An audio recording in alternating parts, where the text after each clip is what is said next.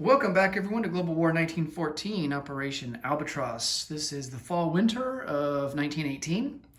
So, of course, combat's limited to one round. At least land combat is. Naval combat's limited to 2 rounds. But the good news for the Entente is there's really no enemy ships on the board for us to do naval combat with. We pretty much have domination of the seas. And so we're going to look to take advantage of that, and you'll see that in here in the combat phase. The bad part for the Entente, however, is that we're going to deal with the effects of the Russian Revolution that's going to be kicking off next turn. And so we're going to have to look into backing and supporting the White Russians as they fight against the Soviets. I think technically we will be at war with the Soviets. But we are only allowed to attack Soviet forces in Russia. Soviet forces won't be allowed to attack. They'll be able to attack our forces within, Russian home country, but they won't be able to go outside of that to take territory away. So yeah, we'll be, of course, involved in that, both ourselves, the French, the Americans, and the Japanese. So it's going to be interesting to see how that unfolds. Hopefully, the game continues on beyond this turn. That way you guys get to see the Russian Revolution and how all that plays out. Unfortunately, we have that stupid random event that increases the variable ending roll by 1. So I think we'll be, when it comes to the United States turn, they'll be rolling at a 3 or less to end the game. Let's see, what else do we have going on? Yeah, so everyone's completed their mandatory offensives, so there's no penalties there for missing that. So yeah, let's get right into the British turn. Start out with purchases here. And a little bit unconventional for us. We're going to try and focus a little bit more on the colonies this go around, because I think we're sitting pretty well here on the Western Front, especially since the Americans have joined the war. I mean, there's 3 of us now here on the Western Front. Of course, Germany will start siphoning their guys over to the Western Front that they had on the Eastern Front to focus, all their attention there. So we will have that to contend with. But as far as purchases go, we are going to go with a naval infantry for $4, 2 artillery for 10, a Gurkha for 4. Of course, he's got to go over there in Burma. And we're going to build a railroad. We're going to look to link up Anglo-Egyptian Sudan with Eastern Belgian Congo. That way we can manufacture guys at the South African Union and just rail them all the way up to Eastern Egypt. So that's the reason for that. And that costs $4 because it is jungle terrain in Eastern Belgian Congo. So ordinarily, like normal terrain, it would only cost $2 to build a railroad, but price is going to increase because of terrain. Going to go with 2 camel for $8. 1 camel is going to go into southern Iraq and another camel into Eastern Egypt. 3 infantry for $9, and they're going to go into Maharashtra. So we do have a factory there. That means that we can utilize the manpower slots that are there for more than just colonial troops and upgrades. And then we have another 3 infantry for $9, and those guys are going to go in home country. So we're not going to forget about the home front there in Europe. And then we have $2 left in the bank. $1 is going to be spent on influencing Netherlands, and then the other one trying to influence Romania. Both, of course, are in favor of the Central Powers. For technology, we're going to go for counter battery fire. I think we have 2 techs. Yeah, we have 2 techs that we can do. So counter battery fire and then strategic bomber. Both looking to get to stage 2. All right. So let's roll for diplomacy first. This is for Romania, so let's do him first. Need a 2 or less. That's a 2. All right. So Romania goes back to neutral. That's fantastic. No longer being pulled by Austria-Hungary. And then here is the roll for the Netherlands, also at a 2 or less. And that's a big time miss with a 12. All right, well, at least we got one of them. That's better than we had been doing with diplomacy. All right, technology. Counter battery fire, we'll make that in the green. And strategic bomber, we'll go with the black. All right, we miss on counter battery fire, and I think we missed on bombers as well. Yeah, bombers, we need 7 or higher, and that's a 6, so that's a miss. So no luck with technology. So now let's come over to combat moves. So we're going to attack into Rhodesia, those 2 German infantry there from German East Africa and from South African Union. So we have total of 2 artillery and 3 infantry. Of course, the 2 infantry down here in South African Union will be subject to river crossing. So they'll be attacking at a 1. But one of them will get to boost. They'll get a boost with the artillery. So we could actually make both of them get boosted by an artillery. And so all the infantry will be attacking at a 2. So let's see how we do there. Let's see, what other combat? We do have some convoy rating, but that's up to the French and the Americans. So that's, fortunately, we're not on that convoy line, so we don't have to pay anything. And then we are going to launch a full-out attack from Belgium into Western Germany. And I've already got that set up on the board. I'm also going to bring over, I have 2 naval transports here, and I'm going to bring over a trench fighter and 3 infantry and a trench fighter. So they're going to come over from London, and I think one of the guys was in British Midlands. So I've already loaded them up and brought them over, and they will join the attack. Now, when the Germans get to a roll, do their defensive rolls, we will have to take the amphibious assaulting guys as casualties first, which means we will suffer double casualties. So it's highly likely that we will lose 4 guys with just 2 hits. Okay, I think that's all for combat. So let's come over here to the board, or to the dice tower, and let's do the battle for Rhodesia first and get that all sorted out.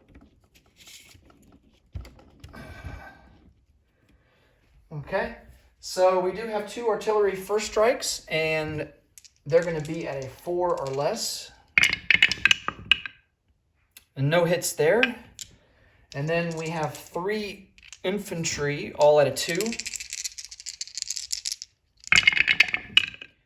And no hits there. Man, that really sucks. And then he's got 2 infantry at a 4. And he gets a hit. Oh, man. All right, well, we'll lose an infantry in South African Union, and then our guys are going to have to retreat.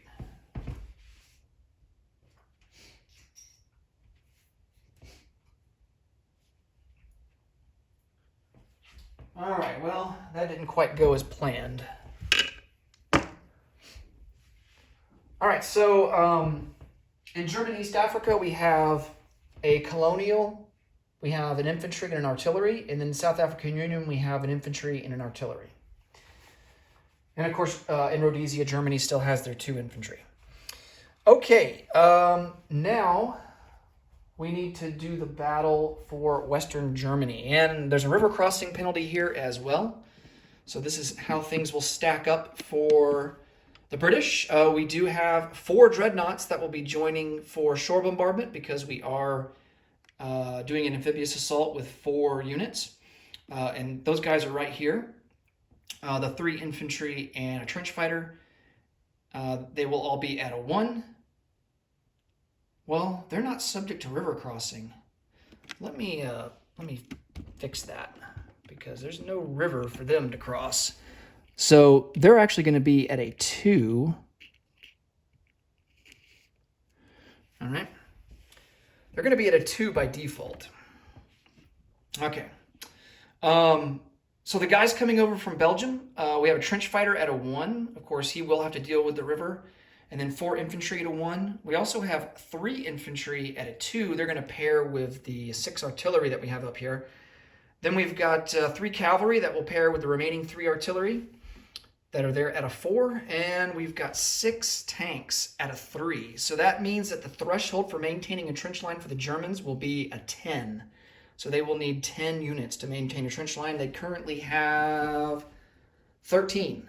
So, but it's not going to matter because combat's limited to 1 round here in the fall winter anyway. So unfortunately, we're not going to be able to go a second round. We also have 2 fighters there at a 5 that will be conducting ground strike.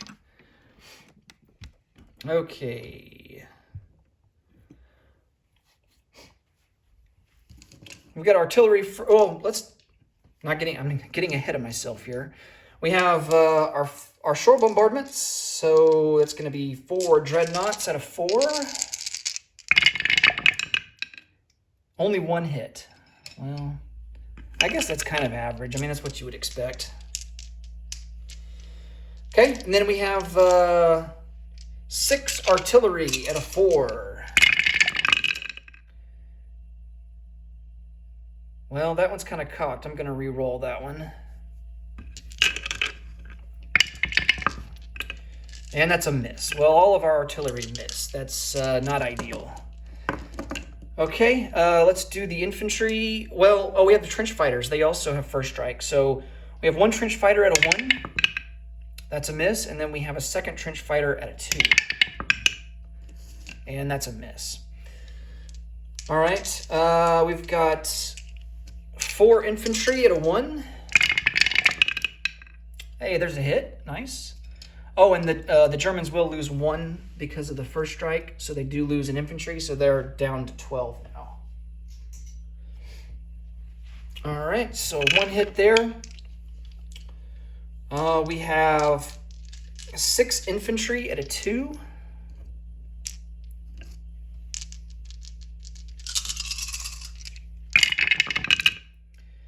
Hey, 2 hits. All right, nice. Okay. 3 cavalry at a 3. Ooh, 2 hits. Nice. All right. Very good. And then we have 6 tanks at a 3. All misses. All right. And then 2 fighters at a 5. And, man, no hits with the fighters. Oh, my goodness. All right. Well, it was going good there for a little bit, and then it just turned sour real fast. Okay, on the German side, they have 12 infantry, so we'll split it up 6 and 6 here. Here's the first 6. And 3 hits, so of course 2 of those will be the double casualties. Okay. And then here's the last 6. 1, 2. Okay. Well, it could have been worse. Okay. So, of course, the British will have to lose a trench fighter and 3 infantry that were in the amphibious assault. And that will only count as 2 hits. The British still need to lose 3 more. They're going to lose a trench fighter and 3 infantry.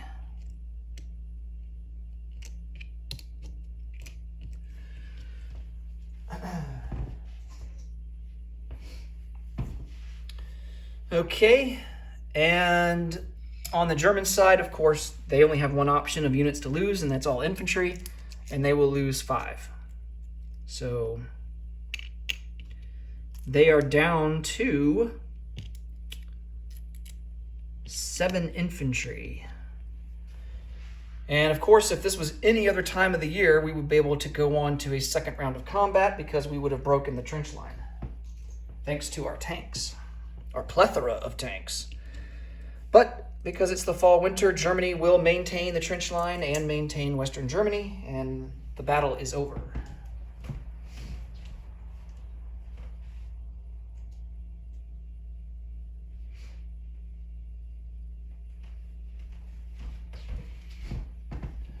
All right, I'm gonna get these guys all back on the board here.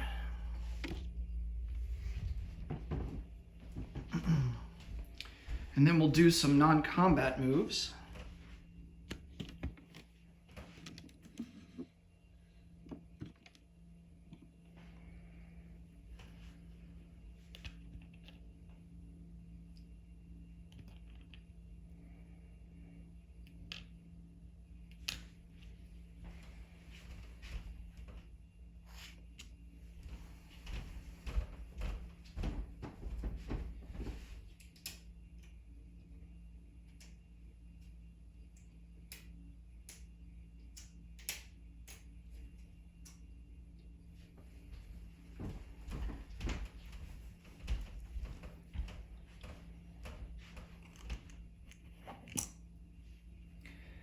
All right, non-combat.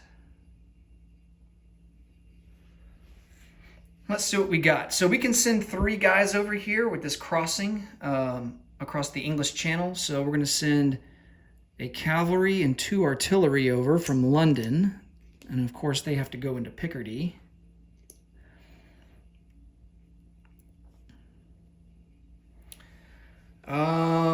I'm going to rail an infantry from northern England down to London.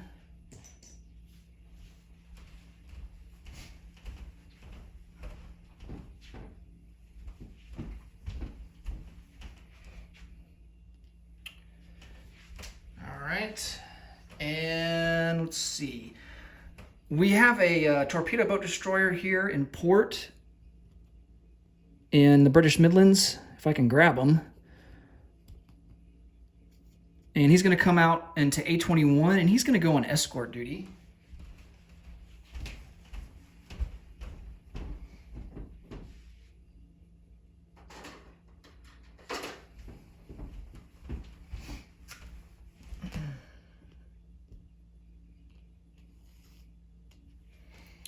Okay.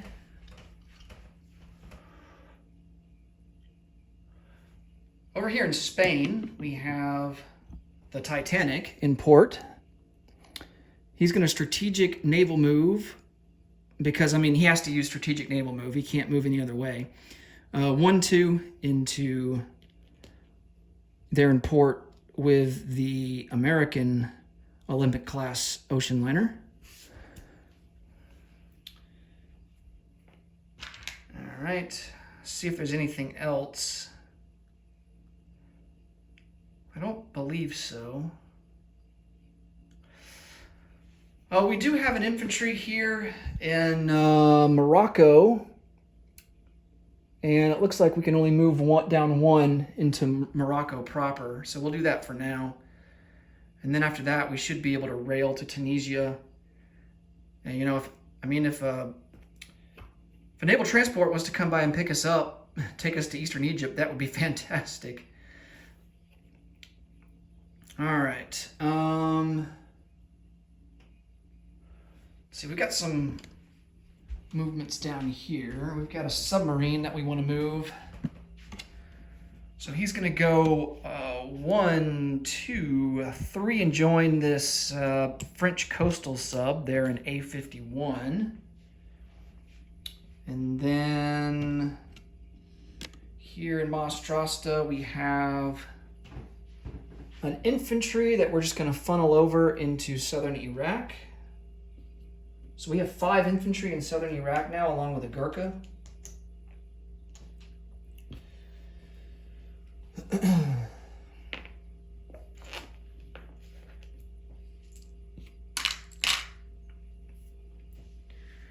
And I think that'll do it. I think we are ready to place some units. So we are going to place 3 infantry into Maastrasta,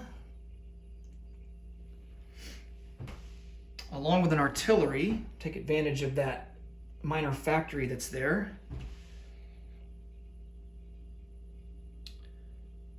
We also have a Gurkha. He's going to have to go into Bengal. He has to go into either Bengal or Burma. Or can he go into India? Or is it like the 36 game? Because in the 36 game, he's got to go into Burma or Bengal. He might be able to go into India proper. I'm pretty sure he can go into the Benares. Let me double check.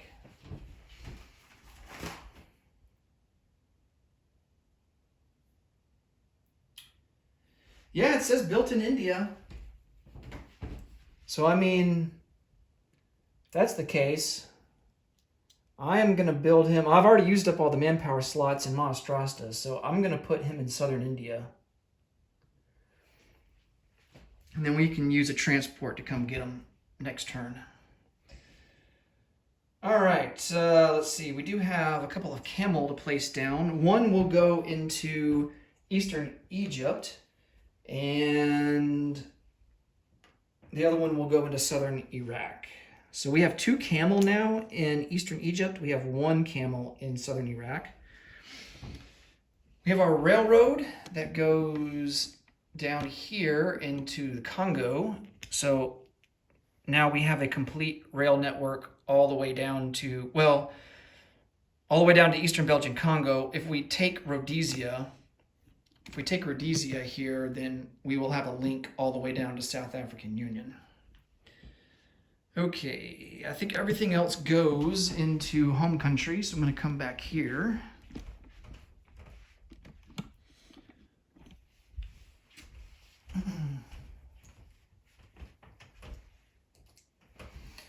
All right, naval infantry will go into London, along with 2 regular infantry and an artillery. And then an infantry is going to go into the British Midlands.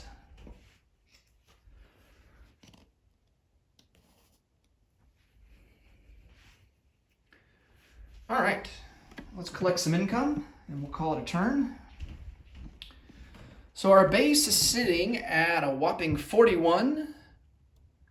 And then let's see what we get for our wartime economy bonus.